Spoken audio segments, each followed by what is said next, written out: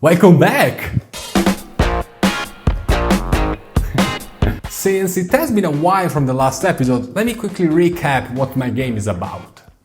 I'm currently working on a horror multiplayer escape room game in Unreal Engine 5, where you and your friends must complete tasks and strategically use rewards to find one of the possible hidden routes inside the mansion to escape. You're up against the Lord, the owner of the mansion, that will be played by me, after turning myself into the villain of this game. Last but not least, you're allowed to talk with your friends only during the planning session that takes place in the meeting room, the only safe zone of the game. If you want to know more about the initial design, make sure to check the previous episode. Now, without further ado, let's get started.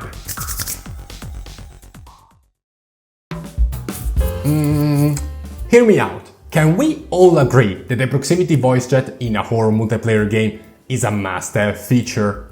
Come on, in 2024, a horror multiplayer game without the proximity voice chat is a big no. And that's exactly what I want to show you. I've already here my Steam Deck and my PC. So, let's go to the other room to test this out.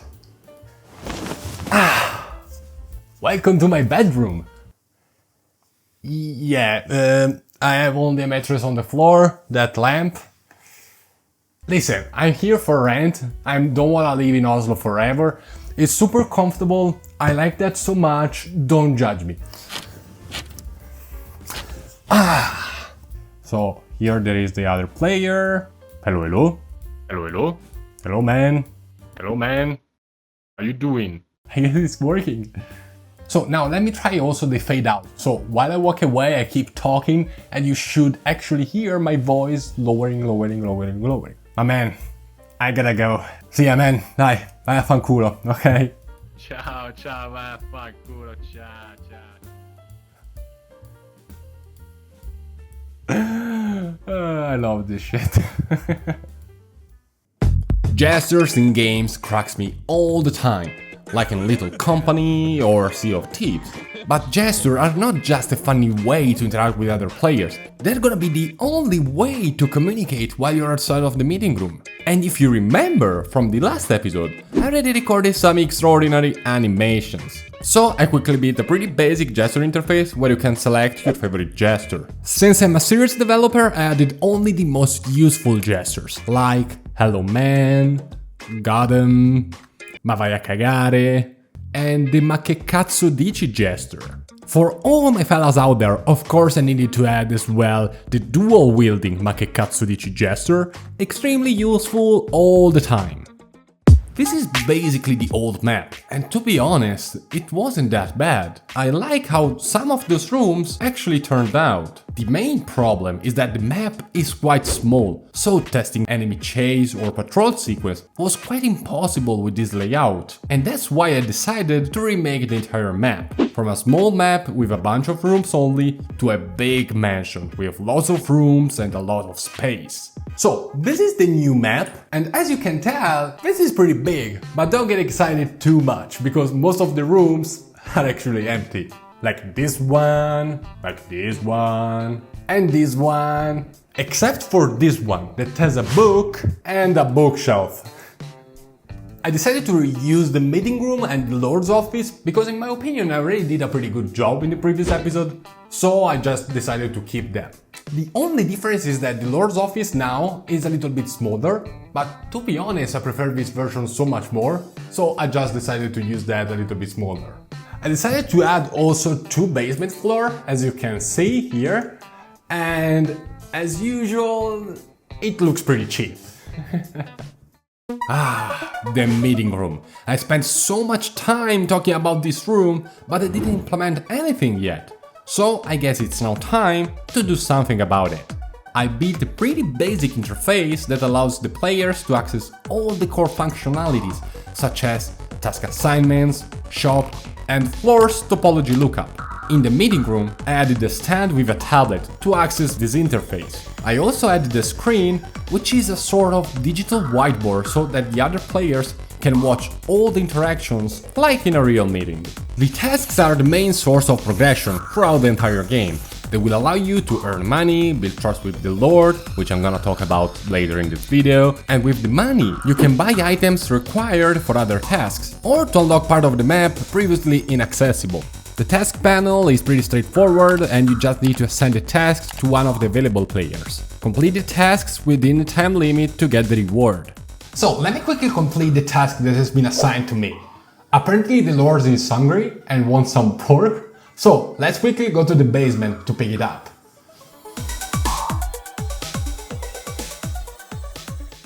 Okay, now we are in the pantry room, which I guess it's the correct name. I don't know, let me know in the comments. And let's try to find some pork. Oh, here we go. So let's quickly grab this pork and let's deliver that to the Lord. Okay.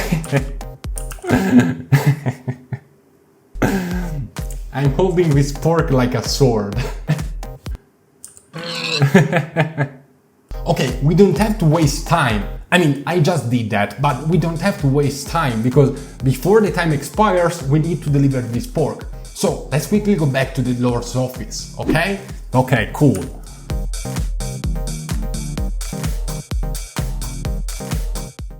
Okay, now we are in the Lord's office and we need to quickly deliver this pork. But you might ask, well, how to do that? So basically I use an approach really similar to the little company, but instead of having this counterplate where all people place all the collected items, I use this table. That's more than enough, it's just a prototype, so let's stick to this table at the moment. Let me quickly deliver this. Let's go! The pork has been delivered, so let's go back to the meeting room and let's see if we manage to complete this task. Let's go! The task has been more or less completed, and as you can see, from $112 we now have $124, which means that we got back the reward from the Lord. So it's now time to buy some good stuff. Or maybe we can go to the Lord's office and ask him for a small shop discount. So I guess it's now time to talk about the favor system. If you remember, you're inside the Lord's mansion. You and your bros are stuck there and you must play a little game with the Lord. The Lord is trying to find amusement inside his lonely mansion, so you must please him if you want to escape. The Lord believes he is magnanimous, so he will allow you and your friends to ask him favors. There will be a variety of favors, but the first one I can think of are the shop discount and the revive a teammate, which are essential in this type of game. The favor will be delivered only if you're able to build a high level of trust. To do that, you just need to complete the tasks for him. But please, do not ask him favors if you are not delivering tasks. You don't want to make him angry. I actually made a mistake with the monster animations in the last episode. In short, I recorded a bunch of idle animations and this pretty sick scream animation. But as you might guess, those animations are not that useful. The reason is that the monster doesn't have any walk or run animation, and we can all agree that we don't want any monster T-posing around the map. So, time to wear my mocap suit again and to start a massive recording session. Basically, this has been my workflow. Start a screen recording for this video, calibrate facial expression, calibrate the suit, performing the animation, stop the screen record, animation and face capture, repeat for 65 times. After 4 straight hours, you can tell I look like shit. Also, look at my hands. I was sweating so much that my hands got stained by the gloves. These are a bunch of examples of my results.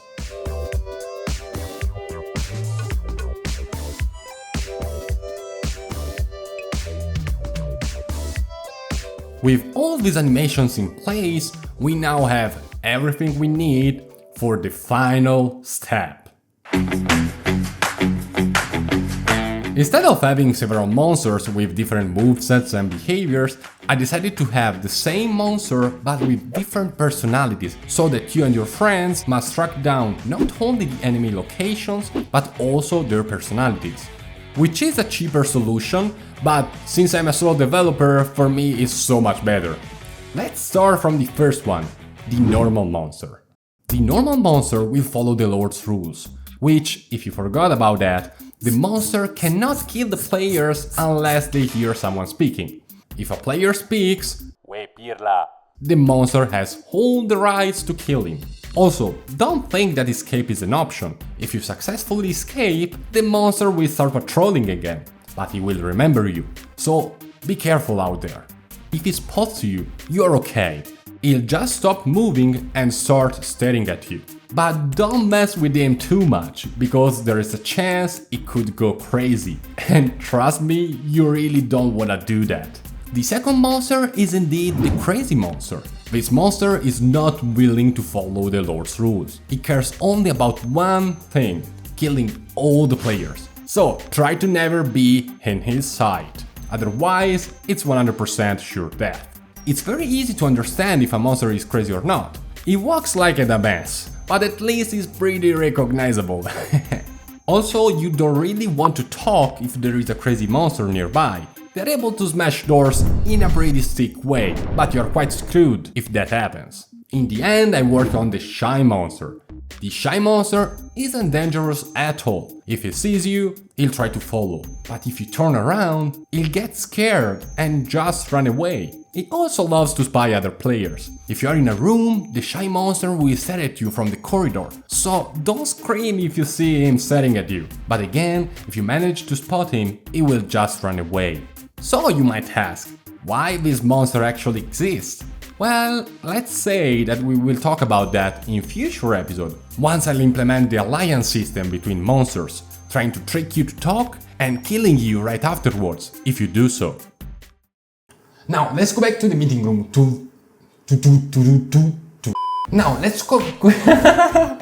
Now, let's go back to the meeting room to see actually if we will manage to... Non so più parlare, è troppo tardi. And let's see if the task has been completed. No, c'ero vicino! Prima di dire qualsiasi cosa, devo dire mannaggia la puttana, ce l'ho fatta a dire sta frase di merda. Let's go! Let's go! Whoa. Let's go! The task has been marked as completed. So, it means that actually it has been completed. Che cazzo ti devo dire? Oh madonna, aspetta, non ce la posso fare, mi sento ubriaco. Let's go! The task has been marked as completed, which means that actually has been completed. Di nuovo! Which means that actually we got back the reward from the Lord. Cazzo! C'ero così vicino! Viene da piangere. Let's go! The task... Cos'è che... The task has been marked as completed. Ok. Madonna mia, ho i foti di memoria, sto diventando pazzo. Which means that actually we got back the reward from the Lord. Cazzo. Non c'ho più voglia di dire let's go! Or maybe we can go to the Lord's office and ask him for a little small... Non a little small, mannaggia la puttana, non a little small. So I guess it's now time to talk about the favor system. Ce l'ho fatta, oh mio Dio, ce l'ho fatta, non ci credo. Ma vaffanculo te, Lord, e sto gioco di merda.